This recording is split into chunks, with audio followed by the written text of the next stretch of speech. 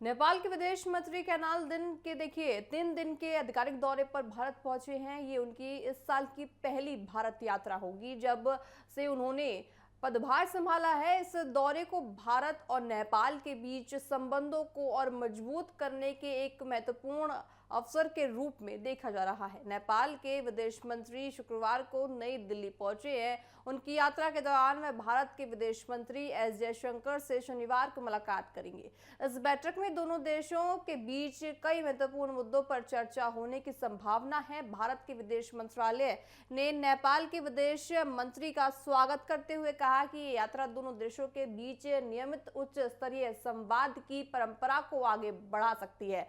मंत्रालय ने कहा कि भारत और नेपाल के बीच संबंध आपको बताया ऐतिहासिक और विशेष होने जा रही हैं और इस यात्रा से इन संबंधों को और मजबूती मिलेगी। इस बैठक में व्यापार, निवेश, ऊर्जा, कनेक्टिविटी और जन जन के बीच संबंध जैसे कई महत्वपूर्ण क्षेत्रों में पर चर्चा भी होने की संभावना है।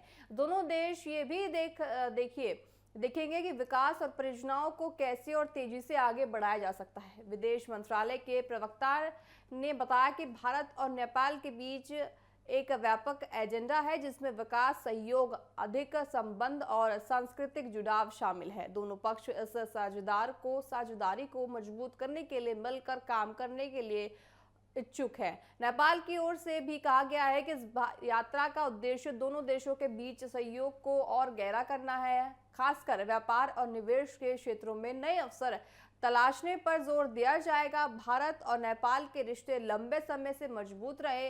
दोनों देशों के बीच खुली सीमाएं, सांस्कृतिक समानताएं और दोनों लोगों के बीच गहरे संबंध बने। ऐसे में दोनों देशों के भविष्य के सहयोग के लिए महत्वपूर्ण कदम माना जा रहा है।